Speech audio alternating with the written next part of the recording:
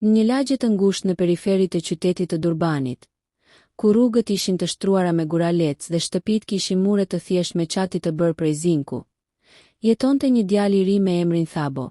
Trupi i tij i hollë dhe duart e vogla dëshmonin një jetë të mbushur me përpjekje dhe sakrifica. Ai nuk kishte asgjë të vetme të përtejshme. Familja e tij kishte humbur shumë pasioni dhe shpresa në vitet e fundit, duke e lënë Thabon të kujdesej për veten dhe motrën e vogël. Çdo ditë fillonte para agimit. Zgjohej nga gjumi i hollë në një dhomë të vogël të ndarë me motrën. Ndonjëherë vetëm nga një perde e hollë që i ndante 2 shtreterit e vjetër. Ndonjëherë edhe vetëm aroma e kafes së zier, e marrë nga paketat e mbetura të ushqimit të ditëve të tjera, ishte luks. Thabo nuk e kishte zakon të ankoheshte. Ai dinte të punonte, të kursente dhe të sakrifikonte. Dita e tij ishte mbushur me detyra të ndryshme. Shpesh dilte të mblete kutit bosh për të fituar disa monedha, ndihmonte në tregun lokal duke pastruar rrethinat, ose punonte në ferma të vogla për të siguruar një copë bukë për familjen. Por pavarësisht vështirësive, zemra e tij ishte e madhe dhe e kujdesshme. Ai e dinte se lumturia nuk vinte vetëm nga ajo që mbante për vete, por nga mënyra se si mund të ndihmonte të tjerët.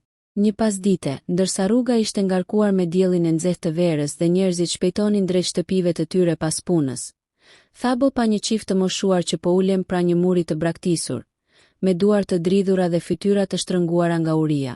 Ata mbështeteshin tek njëri tjetri dhe shikimi i tyre ishte i zymt, i lodhur nga vështirësitë e jetës dhe i mbytur në një heshtje që tregonte shumë më tepër se fjalët. Thabo e kuptoi menjëherë se ata nuk kishin ngrënë. Ai ndjeu një shtytje të fuqishme brenda vetes. Pa hezituar, ai nxori copën e vetme të bukës së tij të ngrohtë nga çanta dhe vendosi para tyre. Çifti e shikoi me sy të qelur dhe një buzëqeshje e dobët u shfaq në fytyrat e tyre të lodhura. Nuk kishte nevojë për fjalë. Thabo kuptoi se kjo ishte gjëja e duhur për të bërë. Ai kishte zgjedhur ta sakrifikonte atë që kishte për të ndihmuar të tjerët. Nata erdhi dhe Thabo u kthye në shtëpi, i lodhur dhe i uritur, por një ndjenje ngrohtë e plotësisë shpirtërore e mbushi atë. Ai nuk kishte ngrënë asnjë copë buka të mbrëmje, por dielli që linte në mëngjes i solli shpresë dhe energji për një ditë të re. Ai nuk dinte që sakrifica e tij do të ndryshonte gjithçka. Dita pasuese, ndërsa rinte pranë portës së tij të vogël, dëgjoi një trokitje të fuqishme. Kur e hapi derën, një burr i veshur me rroba elegante dhe një çantë të madhe në dorë qëndronte aty. Ai nuk dukej si një qytetar i zakonshëm. Shikimi i tij ishte i sigurt dhe fytyra e tij e shndritshme tregonte sukses dhe pasuri të madhe. Ishte një milioner, një biznesmen që kishte udhëtuar shumë dhe kishte parë botën në të gjitha anët e saj. Kam dëgjuar për gjestin tuaj, tha burri me një zë të qetë, por të fuqishëm. Ju nuk keni marrë asgjë për veten tuaj, por keni dhënë gjithçka për të ndihmuar të tjerët. Dua të sigurohem që përpjekja dhe zemra juaj e mirë të shpërblehen. Pa e kuptuar plotësisht se çfarë po ndodhte, Thabo u pa duke u shtrënguar nga një ndjenjë e fortë dhe e papritur. Ai nuk kishte kërkuar asnjë shpërblim. Ai nuk e kishte bërë këtë për pasuri ose famë. Ai kishte vepruar nga një vend i pastër, një zemër e sinqertë. Dhe tani për herë të parë bota po ja kthente këtë mirësi. Milioneri ofroi Thabos një mundësi që mund të ndryshonte jetën e tij përgjithmonë. Një bursë për shkollë, një vend pune në një nga kompanitë më të mëdha, dhe një mbështetje financiare për familjen e tij. Por më e rëndësishmja ishte njohja që sakrifica e tij kishte një kuptim dhe ndikim. Ngjarja u përhap në lagje, në qytet dhe madje u bë një histori që njerëzit e kujtonin për muaj me radhë. Historia e Thabos nuk ishte vetëm për zemrën e tij të madhe, por për fuqinë që një akt i vogël mirësie mund të kishte mbi botën. Një copë bukë që u nda me një çift të moshuar kishte shkaktuar një val të tërë ndihme dhe mundësish. Dhe ndërsa Thabo filloi një rrugë të re me mundësi që nuk i kishte ndëruar kurrë, ai e mbajti gjithmonë në zemër mësimin më të madh. Mirësia, sakrifica dhe zemra e hapur janë ato që ndryshojnë botën. Pas ditës kur milioneri troket në derën e tij, Thabo ndjeu një ndryshim të brendshëm që nuk mund ta shpjegonte dot. Ndërsa ai filloi të kuptonte se jeta mund të ishte më shumë se një ditë e mbushur me sakrifica. Një botë e re mund të hapet përpara tij. Ai gjithashtu e kuptoi rëndësinë e respektit dhe përgjegjësisë që vinte me atë mundësi. Nata pas këtij takimi ishte e qetë.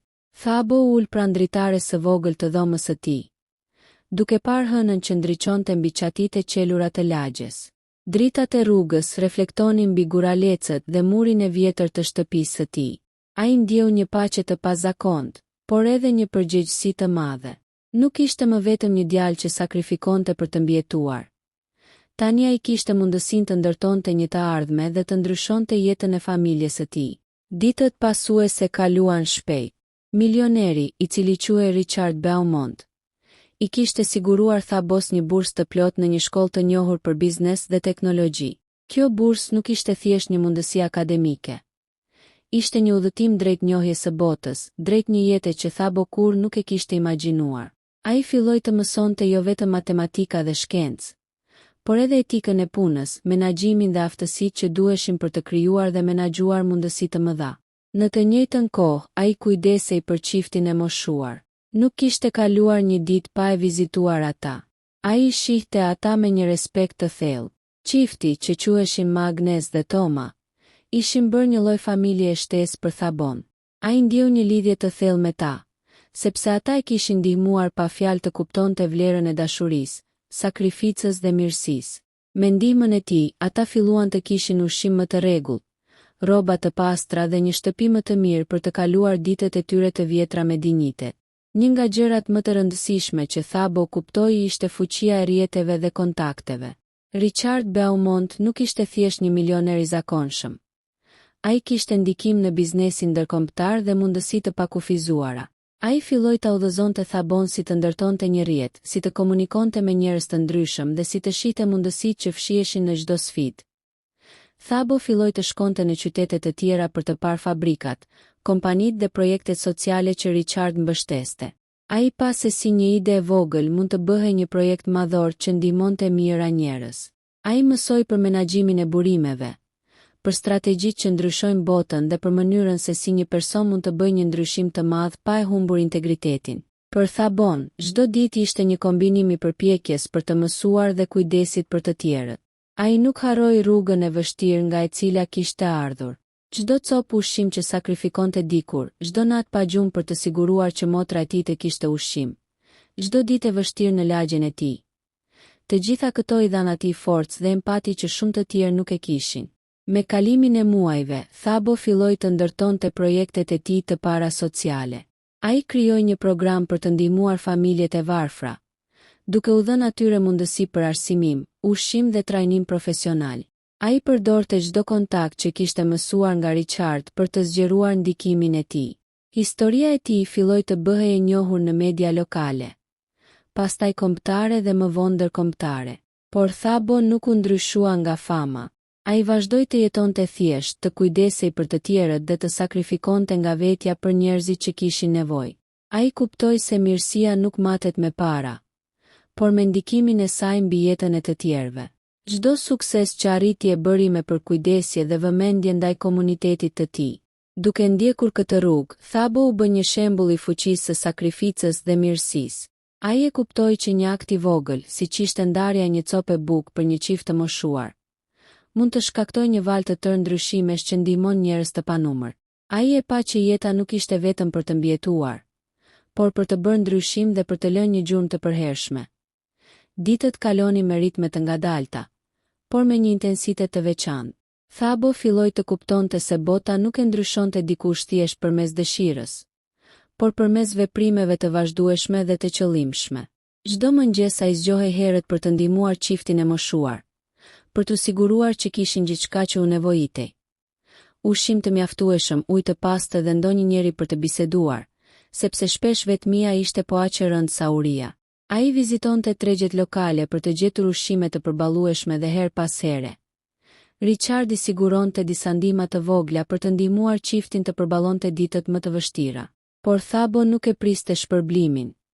Ai e bënte këtë thjesht sepse ishte gjesti i duhur. Ai filloi të ndjente një kënaqësi të brendshme që nuk ishte njohur kurrë më parë. Një lloj paqeje që vinte nga vetëdia se po bënte diçka të mirë. Në këtë kohë, Thabo filloi të zhvillonte një plan për komunitetin e tij. Ai kishte parë se shumë familje vuajtën për të njëjtat arsye si ai. Mungesë ushqimi, punësim të pamjaftueshëm dhe një ndjenjë të thellë të pafuqisë. Ai mendoi të krijonte një rrjet ndihme që të siguronte burime për familjet në nevojë dhe të krijonte mundësi për edukim dhe aftësi profesionale. Me udhëzimin e Richard, ai filloi të vizitonte zona të ndryshme të qytetit dhe fshatrave përreth. Ai fliste me njerëzit, dëgjonte historitë e tyre dhe përpiqej të kuptonte problemet më të thella. Shumë herë, ai e gjeti veten duke vizituar familje të cilat nuk kishin asnjë mbështetje. Në një rast, një nënë e re me 3 fëmijë jetonte në një shtëpi të thyer dhe nuk kishte bukë për t'u dhënë fëmijëve. Thabo i ndihmoi me ushqim, por gjithashtu përdori kontaktet e tij për të organizuar një fond ndihme që do të sigurojë ushqim dhe trajnim për nënën. Çdo gest i vogël, çdo vizitë dhe çdo përpjekje e Thabos filloi të ndikonte në jetën e shumë njerëzve.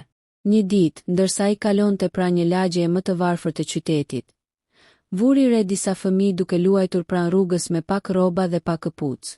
Ai u ndal, filloi të bisedojë me ta dhe mësoi se shumica nuk shkolloheshin rregullisht për shkak të mungesës së mjeteve. Thabo filloi të planifikojë një mënyrë për t'i ndihmuar ata të vazhdonin shkollimin dhe të kishin mundësi për të ardhmen. Për Thabon, çdo ditë ishte një kombinim pune fizike dhe mendore. Ai e kuptoi se për të ndihmuar të tjerët, duhej të kuptonte botën më mirë, të mësonte aftësi të reja dhe të ndërtonte rrjete bashkëpunimi. Ai filloi të lexonte libra për menaxhimin e projekteve, strategjitë e biznesit dhe historitë e njerëzve që kishin bërë ndryshime të mëdha në komunitetet e tyre. Pas disa muajsh, projekti i tij filloi të merrte formë konkrete. Ai krijoi një qendër komunitare ku njerëzit mund të vinin për ushqim, trajnim dhe këshilla. Qendra filloi të funksiononte me ndihmën e disa vullnetarëve dhe me fonde të siguruara nga Richard. Historitë e familjeve që përfitonin nga kjo qendër filluan të përhapen dhe shumë njerëz të tjerë u bashkuan me projektin. Në këtë kohë, Thabo filloi të ndjente një lidhje më të thellë me çiftin e moshuar. Ata shpesh i tregonin histori nga jeta e tyre, për luftërat dhe sakrificat që kishin bërë gjatë dekadave. Thabo dëgjonte me kujdes, duke kuptuar se secili person që kishte kaluar vështirësi kishte diçka për të mësuar. Ai filloi t'i vizitonte ata çdo ditë, duke ndarë momente të qeta dhe biseda të thella që ndihmonin të mbante lidhje me rënjet e tij dhe me jetën që kishte lënë pas. Disa herë, kur ndjente lodhjen dhe rëndësinë e përgjegjësive, Thabo shihte çiftin e moshuar dhe kujtonte pse kishte filluar gjithë këtë rrugë.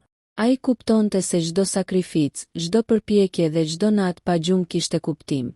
Dhe kjo e mbante të fortë, duke i dhënë energji për të vazhduar. Pasi qendra komunitare filloi të funksiononte, Thabo vendosi të përhapte idenë edhe në qytete të tjera. Ai përdori kontaktet e Richard për të krijuar rrjete bashkëpunimi dhe për të organizuar fonde që do të ndihmonin familjet më të varfra. Ai zhvilloi projekte për të ofruar trajnime profesionale, ndihmë për shkollim dhe mbështetje për ata që donin të fillonin biznese të vogla. Çdo gjest i Thabos, i vogël ose i madh, filloi të krijonte një ndikim të ndjeshëm. Historia e tij u bë një shembull për shumë njerëz që donin të ndihmonin komunitetin e tyre. Ai kuptoi se bota mund të ndryshohej nga një person me vullnet dhe zemër të madhe, dhe se një akt i vogël mirësie mund të shkaktojë një valë të tërë ndryshimesh. Me kalimin e viteve, Thabo nuk ishte më vetëm djali i lagjes së varfër. Ai ishte bërë një simbol i mirëbesimit, sakrificës dhe fuqisë së ndryshimit përmes veprimeve të vogla. Qendra komunitare që kishte filluar ishte zgjeruar në disa qytete, duke arritur të ndihmonte mijëra njerëz që më parë nuk kishin asnjë mundësi për të arsimuar, për të punuar, apo thjesht për të pasur ushqim të rregull. Çifti i moshuar, Agnes dhe Toma, që dikur kishin qëndruar pranë një muri të braktisur, tashmë jetonin në një shtëpi të re, të ngrohtë dhe të rehatshme. Ata shpesh thoshin se Thabo nuk kishte ndryshuar vetëm jetën e tyre, por kishte dhënë shpresë për gjithë komunitetin. Thabo vizitonte shpesh dhe secili vizitë kujtonte se si një copë bukë, një akt i vogël sakrifice, mund të shkaktojë një valë të tërë ndryshimesh. Richard Beaumont, milioneri që e kishte zbuluar Thabon atë ditë të zakonshme, vazhdoi ta mbështeste, por ai gjithmonë e përgëzonte për aftësinë që kishte të vepronte nga zemra, pa kërkuar shpërblim. Ai e shihte Thabon si një shembull se si mirësia dhe përkushtimi mund të ndërtojnë një jetë të jashtëzakonshme dhe të frymëzojnë të tjerët. Në një pasdite të qetë, ndërsa dielli po perëndonte dhe hënën e parë të natës e ndriçonte qytetin, Thabo ul pranë qendrës komunitare dhe shikoi gjithë punën që kishte bërë. Çdo dhomë, çdo familje që kishte ndihmuar, çdo fëmijë që kishte mundësi të shkonte në shkollë, Ishte një kujtim i përpjekjeve të tij. Ai ndjeu një kënaqësi të thellë dhe një paqe shpirtërore që nuk mund të bliheshin me para. Ai e kuptoi se çdo sukses kishte ardhur përmes përpjekjeve të vazhdueshme, përmes sfidave të përballuara dhe pa u dorëzuar kurrë. Ai nuk e kishte harruar asnjëherë rrugën e tij të vështirë, as sakrificat e mëdha që kishte bërë si djalë i ri, duke sakrifikuar çdo copë ushqimi për të ndihmuar të tjerët. Historia e Thabos u bë e njohur jo vetëm në Afrikë, por edhe në botë. Ai u ftua për të folur në konferenca ndërkombëtare, duke treguar historinë e tij dhe mësimet që kishte nxjerrë nga çdo sakrificë dhe përpjekje. Ai frymëzoi mira njerëz të tjerë që të krijonin projekte sociale, të ndihmonin komunitetet dhe të ndryshonin jetën e atyre që kishin më shumë nevojë. Por Thabo kur nuk u ndryshua nga fame dhe pasuri. Ai vazhdoi të jetonte me thjeshtësi, duke kujdesur për familjen dhe komunitetin e tij. Ai kuptoi se mirësia nuk matet me para, por me ndikimin e saj mbi jetën e njerëzve të tjerë.